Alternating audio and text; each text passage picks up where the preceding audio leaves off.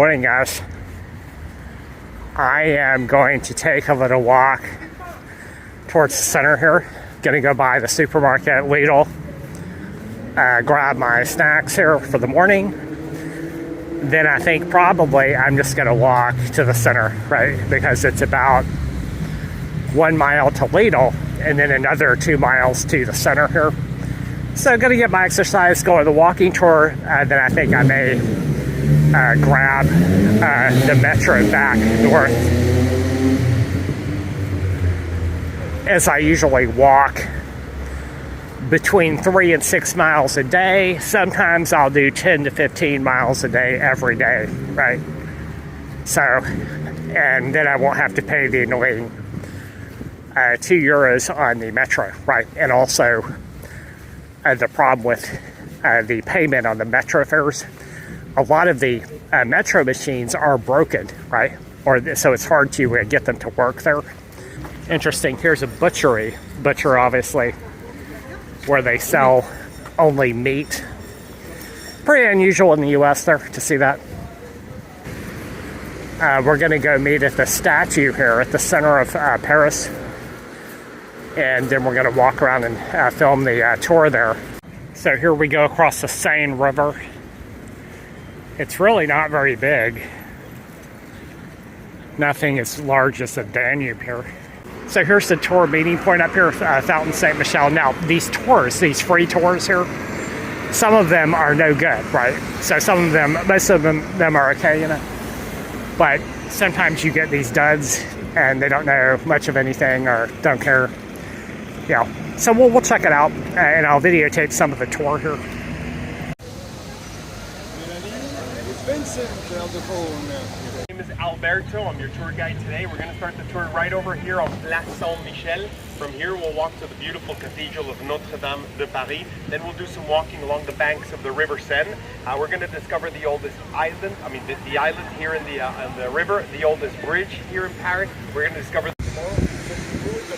This is the Latin Quarter, 5th District. Old Roman Colosseum, guys. We have real Roman ruins right here in Paris, guys. If you're interested, you can even take whole tours of the Latin Quarter because you have the Pantheon as well in there, one of the biggest mausoleums in Europe. You have the Sorbonne University, the third oldest university in the world. So a lot to see in the Latin Quarter. We're actually running a tour tomorrow of the Latin Quarter. In case you're interested, guys, I can give you more information on the way. Just approach me, all right? Now look, guys, the Romans were here for 500 years. Toward the end, the Western Roman Empire fell mainly because of invasions from tribes. A lot of tribes start to take all of this land that Julius Caesar previously conquered in Western Europe. These tribes taking land from the Romans were known as the Huns, and they were led by Attila the Hun, and they were known to be terrible conquerors. I mean, they would kill everyone, just destroy everything. But even worse than the Huns, you had a tribe called the Vandals taking land. Guys, Vandals, that's where the word vandalism comes from. So you can imagine, the Vandals, pretty bad reputation as well. You had the Goths, the Visigoths, the Ostrogoths. But more importantly for the story of France, there was a very powerful Germanic tribe known as the Franks. You probably know where we're getting at too with this. Guys, the Franks ended up taking over the whole of Gaul at the end of the 5th century. So very simple.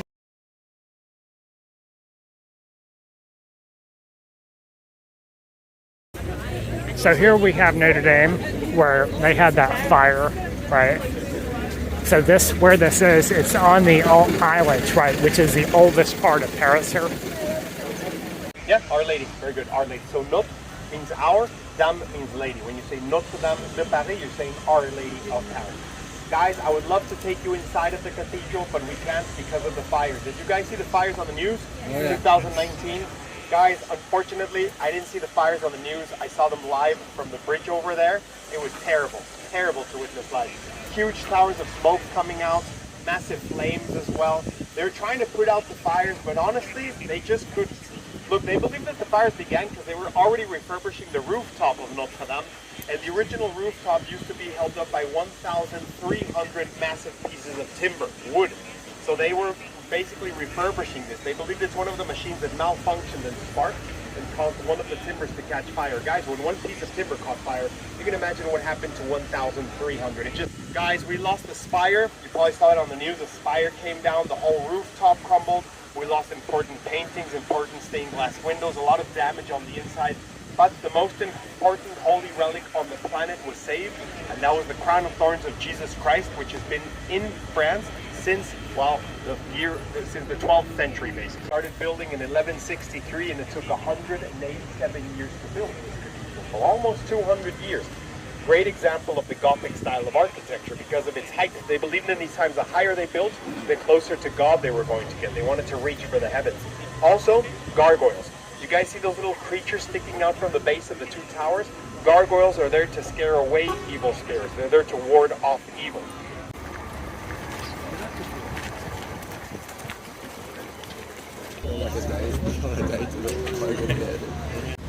So guys, as I said, we're here to talk about World War II because during World War II, many cities were destroyed here in Europe. Cities like Sebastopol, Rotterdam, Warsaw, Berlin during the Battle of Berlin. London suffered as well. Guys, Paris was supposed to be completely destroyed because towards the end of World War II, Hitler actually gave a direct order for the destruction of the city of Paris. But even though Hitler orders the destruction of the city, some of the only relics you can see from the past of World War II, fortunately, are on this building right over here, guys, in the form of bullet holes. Do you see this massive green sign? Full of holes all around. Next to the statue, there's holes. And then look from the first. Guys, as you know, France, War II, the Nazis were here in Paris for 4 terrible years. And while the Nazis were here, Hitler came to visit the city of Paris. And guys, Hitler was a great fan of Paris. He said many times it was a beautiful city. He admired its architecture, its layout, its art museums. And the guy did the whole tourist route, by the way. Have you ever seen photographs of Hitler in Paris? Oh, they're terrible. He took some really touristy, awful pics, guys. If you go on Google, just go on Google, type Hitler in Paris. You'll see the pics. There's one where he's on the bridge standing, posing like this, with the Eiffel Tower behind him. He has one, he's on the Champs-Élysées. He has another one in front of the Opera House. Guys, I'm so glad they didn't have selfie sticks in these times, because the guy would have been taking selfies in Paris. He loved taking photos of himself in front of monuments. Guys, he said many times he was going to keep Paris as one of his headquarters. But he also said that if he didn't keep Paris, nobody was going to keep Paris. It was either his or it was going to be turned into a pile of rubble. So guys, they prepared the Nazis with explosives in the underground cellars of many, many buildings. So in case something happened, they could destroy Paris at the same time. Hitler wanted to create his own art museum. He wanted to build this in the city of Linz, Austria. It was going to be called the Führer Museum. Guys, if Hitler could not keep the Louvre with its 37,000 works of art and more than 200,000 in the underground cellars, nobody was going to keep this. And the city is still intact with just some bullet holes here and there. There's a big, big reason for this, guys. And it all starts with D-Day. I know a lot of you have heard of D-Day probably. Guys, D-Day is basically what describes June the 6th of 1944. So this year we're celebrating the 80th anniversary of D-Day. And guys, it's on June the 6th of 1944. That is the morning when the Allied forces landed on the beaches of Normandy. To the surprise of the Nazis, they were not expecting the Allied forces. So guys, they landed at dawn, very, very early. Guys, on D-Day, Hitler woke up late. And I say he woke up late because at this point in the war, Hitler was already going mad. He was a madman. And more importantly, Hitler was a big drug addict. Hitler used to have this doctor following him around with a suitcase with about 50 different types of drugs inside that he was administering to Hitler. But guys, more importantly, Hitler was addicted to methamphetamines, all right? So he was a massive, massive junkie, all right? Now, he didn't allow any of his generals to wake him up. Nobody could wake Hitler up. He had to wake up naturally every single morning. Guys, on D-Day, Hitler woke up naturally at 10:45 in the morning. The Allied forces had already been landing the whole morning since dawn. They were already starting to poke holes in his defenses, and they're starting to pour into France. Guys, Hitler tries to stop them, but some time passes and it's impossible. He knew he was going to lose the city of Paris. That was a fact. So since he was going to lose it, well, nobody was going to keep Paris. He was going to apply the scorched earth technique, which basically in war is very simple. You can't keep a city, you scorch the earth. You destroy the city so the enemy arrives to a destroyed pile of rubble. Now guys, he gave a direct order to the last general in charge of Paris. His name was General von Goltitz. Guys, General von Goltitz was here in Paris. The Allies are approaching, they're very close, and he receives a direct order from Hitler. Destroy Paris.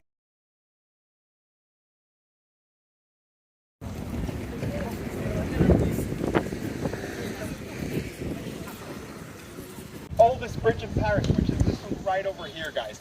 This is the oldest bridge in Paris because it is actually the first stone bridge. This king of France, Henri IV, he inaugurated this bridge in 1607. But honestly, he didn't put a lot of thought into the name of the bridge, guys. This was the first stone bridge here in Paris. What do you guys think bridges were made out of before this one? Wood, exactly. He didn't really think about it. At one point, all of the wooden bridges were made into the oldest bridge in Paris, right? It's pretty logical. Well, guys, he didn't think much about it. He finished the first stone bridge. It was the new bridge in Paris, so he called it Pont-Neuf. And Pont-Neuf translates into the new bridge. So the oldest bridge in Paris is called the new bridge, right? Thanks, Henry. Guys, Henry IV, very famous for a lot of other things. Number one, he's very famous for a chicken dish that we eat here in France called poule au pot. This comes from when he used to feed the poor. He used to feed the poor with what he loved eating and drinking as well. And he loved drinking, guys. This king used to drink 2 liters of red wine every single day. 1 liter with lunch and 1 liter with dinner. And he just loved chicken. He ate loads and loads of chicken. And this is exactly what he used to feed the poor on Sunday afternoons. You could go to the city center. You would see carriages arriving with chicken and wine compliments of Henry IV. So the poor started to grab this chicken and they started to cook this chicken stew that ended up being known as poule au pot, which means basically chicken pot, right? And guys, we still have this chicken dish here in France. It still exists. We eat it from time to time in winter. It's a nice hot chicken stew. So if you ever have a little poule au pot here in France in winter, please remember this face over here. It comes from the big chicken giveaway. Guys, he's also remembered for other things. He's known as the Jolly King of France. He's always depicted happy. There's a painting of him inside of the Louvre. You won't see any other king like this. He's opening his arms and he's actually smiling. Imagine this guy with his beard there. Even here, guys, look at that. He was quite So he healthy. had 67 mistresses. Who knows what the number would have been if they didn't murder him? It would be like 100 or who knows.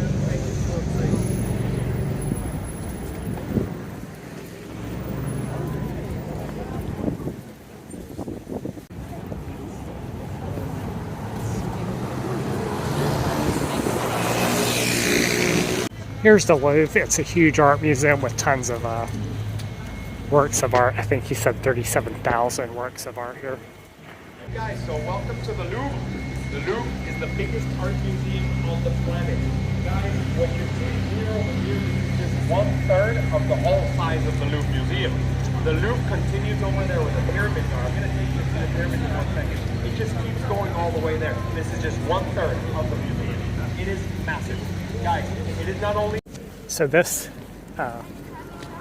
Louvre Museum was actually originally a palace that was built in the 1600s here. And here's the famous pyramid at the Louvre here. Guys, let's do pick first. Right? Let's go on here. And then we'll continue with the whole story of the Louvre, right? Guys, we're going to take a little minute for picks first, and then we'll continue. It's nice and cold. Sorry. We have some art students here drawing the Louvre, and over here in Paris we have the Fashion Week, which is they're setting up things here for this event. Just like in New York City, they used to have a Fashion Week in September in New York. Guys, there was about 25 palaces of this caliber left over when they get rid of monarchy during the Revolution. A lot of the palaces were destroyed, but guys, some of them were protected, especially like the Louvre. The revolutionaries protected the Louvre and everything inside of it. They had no interest in destroying this. Why?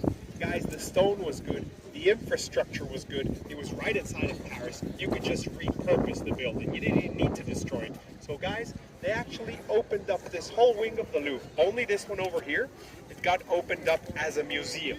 You know, before the French Revolution, people could never enter any of these palaces. Of course not. They would see Egyptian sections on the planet, right here at the Louvre. Guys, if you enter the Louvre, you go to the Egyptian section, you can see a real mummy. Real Egyptian mummy in there. The biggest single stone sphinx on the planet, all made out of granite.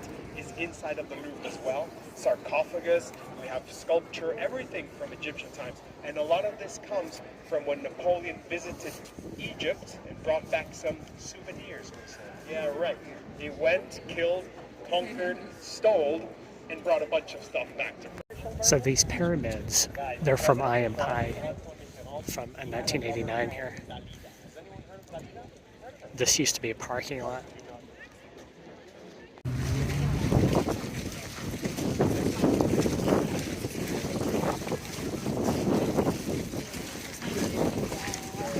The Eiffel Tower today, but remember today is the tour of the city center. The Eiffel Tower is not in the city center. It's about a 45-minute walk from here. Not going to make you walk 45 minutes, but I could give you a tour of Paris without talking about the Eiffel Tower, of course. So we're going to cover the tower with this beautiful view. And also, guys, just so you know, this is the last speech on the tour. This is the last. It's really convenient for bathrooms and restaurants as well. I know maybe some of you after the tour, you're going to want a bathroom or something. So I'm going to tell you where you can go to the bathroom. Look, you can use the public toilets of the gardens. If you see the that first line of trees in the distance before those buildings that you see, right after those trees, you'll see the public toilets of the gardens, right? So just walk in that direction towards the trees. The World's Fair back in the day, millions of people would show up to a city to find out what the rest of humanity had accomplished in the form of new inventions, scientific findings, medical advancements, music, literature, fashion, architecture. What happens now, we don't need to fly to Dubai to see all of this, right? We have the internet, we have the TV. So this is not the Arc de Triomphe. Strangely, it looks similar. So let's see if we can find the Arc de Triomphe here and just take a look at that. So we just heard that the Eiffel Tower, it was survived as a radio antenna, right? So he kind of gave us this long speech about it. From 1889, right? So they couldn't find a use for it other than, as a observation tower there, tourist tower. But at the time, they needed radio antennas for AM radio, right? So they needed to keep it for this reason. They were going to tear it down, right? Because it was associated with the World's Fair, right, of 1889, right? So, wow. So let's go down here. So he didn't like me videotaping. He actually told me this, sir. So his tour. So I just kind of stopped, But I kind of wish we had more locations and a shorter talking period there with the tour there. He kind of went on a little bit long there. But I guess he wants to keep it so that people don't have to walk very far. So let's see what this is. So I guess this is the Louvre still going on over here.